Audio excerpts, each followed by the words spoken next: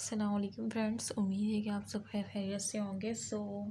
मैंने nervous coordination previous video में start करवाया था, लेकिन नर्वस कोऑर्डिनेशन का मैं पूरा जो है पढ़ा चुकी हूँ और उसकी वीडियो जो है प्लेलिस्ट से आपको मिल जाएंगी।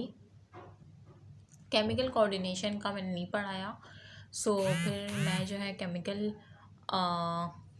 केमिकल कोऑर्डिनेशन जो है ना उसी का मैं पढ़ाने जा रही हूँ, क्योंकि नर्वस कोऑर्डिनेशन की बाकायदा जो है मैं ऑलरेडी रीडिंग करवा चुकी हूँ। ये ज़्यादा बेटर रहेगा कि आप लोग वो रीडिंग देख लेंगे, क्योंकि अभी मेरा बेसिक ये है कि आप लोग को हर चीज़ समझ आ जाए। वो तो केमिस्ट्री आपका कवर हो गया, चैप्टर हाइड्रोकार्बन वीडियोस मौजूद है प्लेलिस्ट में, जाके देख लीजिएगा। जैसे नर्वस कोऑर्डिनेशन भी, अब केमिकल कोऑर्डिनेशन के की पॉइंट्स आपसे डिस्कस करूँगी, ठीक है, और ये भी आपका हो जाएगा, ठीक है, ताकि टेस्ट के लिए आप प्रिपेयर हो सकें। स्टार्ट करते हैं।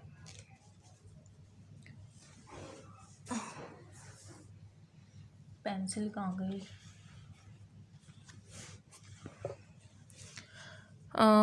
सबसे पहले हम हार्मोन्स के बारे में डिस्कस करेंगे, ठीक है। हार्मोन्स को जो है ना केमिकल मैसेंजर भी कहा जाता है।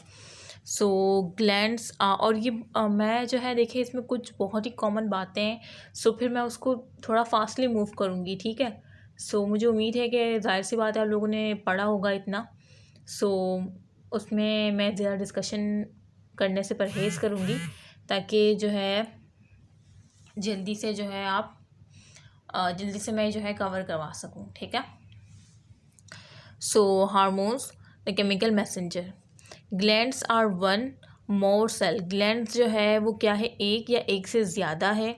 डेट मेक जो कि बनाते हैं या रिलीज़ करते हैं सम प्रोडक्ट, कुछ प्रोडक्ट्स को, कॉल्ड सिक्रीशन, ठीक है। यानी जो ग्लैंड्स है, ठीक है, वो जो है एक या एक, वो मतलब वो एक सेल भी हो सकता है या एक से ज़्यादा सेल भी हो सकता है, ठीक है। मेन ग्लैंड भी हो सकता है, से बाद एक से ज़्यादा सेल मिलके जो है कोई ऑर्गन भी हो सकता है, सही है। डेट मेक जो कि बनाता है या रिलीज़ करता है सम प्रोडक्ट मीन कुछ प्रोडक्ट, ठीक है, जिसे क्या कहा जाता है, सिक्रीशन कहा जाता है। और एक्सोक्राइन ग्लैंड, और जो एक्सो मीन आउटसाइड मीन, ठीक है, एक्सो एंडो का तो पता है नहीं। एक्सोक्राइन ग्लैंड सिक्रीट करता है their products on to the target surface, यानी टारगेट सरफेस पर जो है वो सिक्रीशन करता है, ठीक है, डायरेक्टली और थ्रू डक्ट्स, यानी डायरेक्टली करता है या थ्रू डक्ट्स के ज़रिए करता है। और आगे क्या है, levers, salivary gland, sweet glands, और मुझे यहाँ से नज़र नहीं आ रहा, टेयर ग्लैंड्स लिखा हुआ है। Sweat glands and the tear glands have ducts. और ये आपको पता होना चाहिए कि किन ग्लैंड्स के पास डक्ट्स होती हैं और किन के पास नहीं होती, तो ये नेम जो है मेमोराइज कर ले। लिवर, स्लाइवी और ये स्वीट और ये टेयर्स, ये सब डक्ट्स होती हैं इनके पास। मुझसे बिल्कुल भी नहीं बोला जा रहा, सॉरी टू से, बट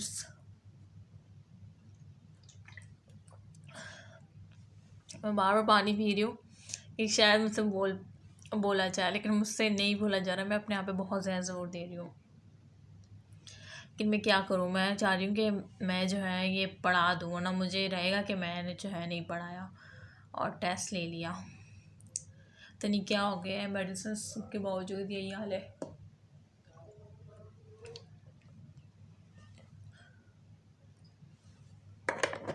सॉरी बीच में डिस्टर्ब किया। हम कहाँ पे थे कि ये जो आपको पता किसके पास ड्रग्स होती हैं, ठीक है। अब आता है यूनिसेलुलर गॉबलेट सेल रिलीज़ जो है वो क्या करते हैं, मिसल रिलीज करते हैं टारगेट सरफेस, जिसे एक्सोसाइटोसिस कहते हैं, ठीक है। एक्सोसाइटोसिस कहते हैं, ये 2018 में भी आ चुका है। और क्या है, exocrine glands are ductless gland, और एक्सोक्राइन ग्लैंड्स जो होते हैं वो डक्टलेस होते हैं, ठीक है। जबकि मैंने ऊपर जो नेम मेंशन की उनके पास डक थी, और जबकि एक्सोक्राइन जो होते हैं उनके पास डक्स नहीं होती, ठीक है, डकलेस होते हैं। दे प्रोड्यूस हार्मोन्स, वो प्रोड्यूस करते हैं हार्मोन्स एंड सिक्रीट करते हैं directly into the extra cellular space में या ब्लड में या लिम्फेटिक फ्लूइड्स हो गया, ठीक है, इसमें डायरेक्टली वो रिलीज कर देते हैं। The goblet cells unicellular exocrine glands होता है, ये तो बहुत MCQs में दिखा है, ठीक है, और इसकी डिटेल भी शायद मैंने कराई थी आप लोग को। इनसे complex glycoprotein that dissolve into water to form mucus, ये तो इतना कुछ खास नहीं है, लेकिन मतलब ये तो आप ये इतना कि कॉम्प्लेक्स ग्लाइकोप्रोटीन जो है वो डिज़ोल्व होगा वाटर में तो म्यूसिन से म्यूकस ही बनेगा, ठीक है। हार्मोन्स में भी स्टेरॉइड और हार्मोन जो है वो स्टेरॉइड भी होते हैं, अमाइनो एसिड भी होते हैं और प्रोटीनियस भी होते हैं। प्रोटीनियस मीन जो प्रोटीन से बने होते हैं, ठीक है। अमाइनो एसिड भी कह सकते हैं, प्रोटीनियस भी कह सकते हैं। जाहिर सी बात है अमाइनो एसिड मिलकर जो है प्रोटीन बनाते हैं। प्रोटीन जो एक पॉलीमर है, अमाइनो एसिड इसका मोनोमर है। बहुत सारे मोनोमर मिलके पॉलीमर बनाते हैं, मीन बहुत सारे अमाइनो एसिड मिलकर प्रोटीन बनाते हैं। स्टेरॉइड के बारे में तो आप ऑलरेडी जानते हैं। अच्छा, अब मैं ये चार्ट दिखा रही हूँ आपको, ये टाइप्स है, ठीक है, और ये ग्लैंड्स है और ये हार्मोन्स है। स्टेरॉइड हार्मोन में पता है कौन कौन से ग्लैंड्स आ जाते हैं?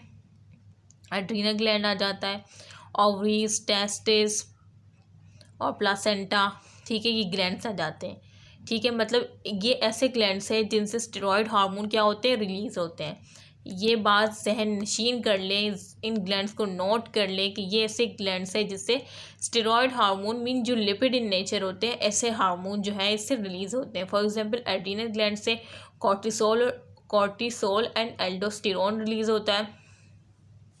इसकी डिटेल शायद मैं करवा चुकी हूँ, या तो मैं वीडियो बना चुकी हूँ या मैंने किसी को पढ़ाया होगा, आई डोंट नो।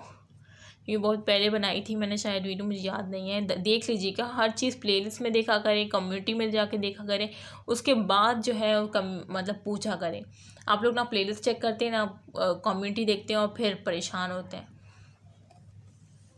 अच्छा, ओवरीज से जो है एस्ट्रोजन और प्रोजेस्टेरोन जो है वो रिलीज आउट होता है, और टेस्टिस से जो है टेस्टोस्टेरोन होता है, प्लासेंटा से एस्ट्रोजन एंड प्रोजेस्टेरोन होते हैं।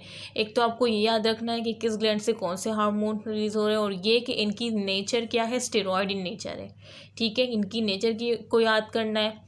सबसे पहले ये पता होना चाहिए कि तमाम ग्लैंड से हार्मोन कौन से नेचर के होते हैं, तो स्टेरॉयड नेचर के होते हैं, लिपिड नेचर के होते हैं, ठीक है।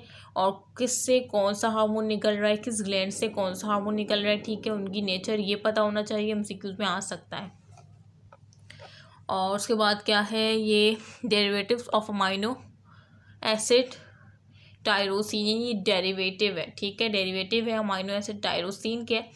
थायराइड ग्लैंड से जो है थायरोक्सिन और ट्राईआइडोथायरोनिन होता है, और एड्रीनल मेड्यूला से जो है एपिनेफ्रिन और नॉन एपिनेफ्रिन होता है। तो ये भी आपको पता होना चाहिए, ठीक है, इसी तरह जिस तरह से मैंने आपको बताया। उसके बाद हमारे पास आ जाता है ये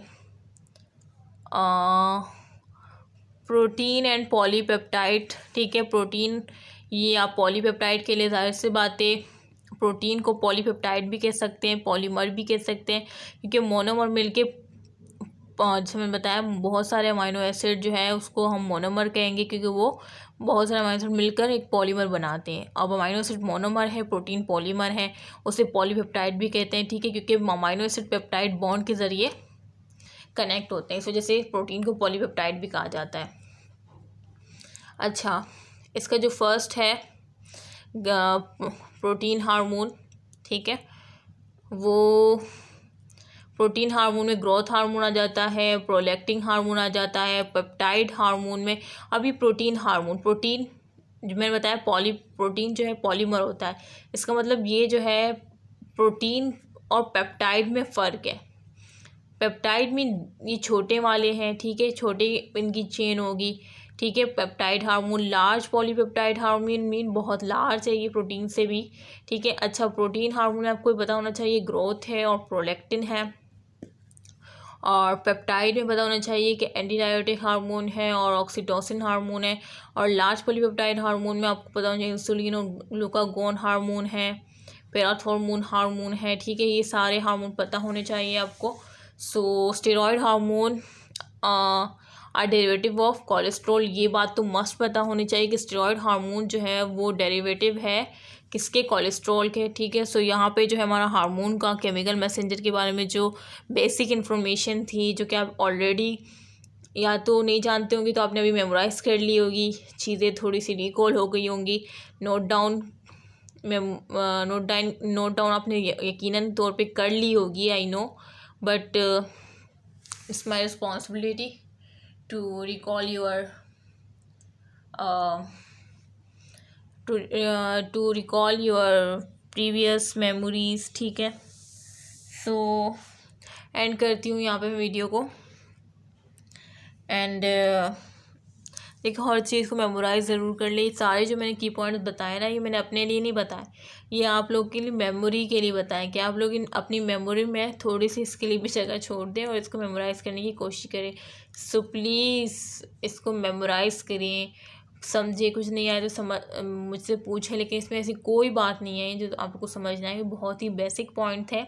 और फिर भी अगर आप लोग कोई कंसर्न है तो कमेंट बॉक्स में कमेंट ज़रूर करें। कमेंट बॉक्स में मैं ज़रूर चेक करूँगी और इंशाल्लाह अगर मुझसे हो सका तो मैं रिप्लाई ज़रूर करूँगी। इंशाल्लाह नेक्स्ट वीडियो में जो है हम एंडोक्राइन सिस्टम ऑफ मैन को डिस्कस करेंगे और ये केमिकल कोऑर्डिनेशन के की पॉइंट्स में डिस्कस करूँगी, क्योंकि नर्वस कोऑर्डिनेशन ऑलरेडी मैं पढ़ा चुकी हूँ, ठीक है। केमिस्ट्री का भी कवर करवा दिया है, संडे टेस्ट के लिए केमिकल कोऑर्डिनेशन की पॉइंट से आप लोग का कवर हो जाएगा और फिज़िक्स का भी मैं की पॉइंट से कवर करवाने की कोशिश करूँगी पूरी, ठीक है, क्योंकि मुझे टेस्ट भी बनाना पड़ेगा, ऊपर से मेरी तबीयत भी बहुत ज़्यादा ख़राब है, लेकिन फिर भी मैं अपना 100% दूँगी आप लोगों को, ठीक है। आप, मुझे उम्मीद है कि आप भी मुझे 100% ही देंगे, ठीक है। और जिस तरह से मैं होमवर्क देती थी उस तरह से आप लोग की पॉइंट्स के बाद अपनी टेक्स्ट बुक्स को ज़रूर रीड करते होंगे, मुझे उम्मीद है। सो यहाँ पे एंड करते हैं। मुझे अपनी दुआओं में ज़रूर याद रखिएगा ताकि मैं जल्द से यादगार हूँ और आप लोग के लिए खूब अच्छी सी वीडियोस बना सकूँ,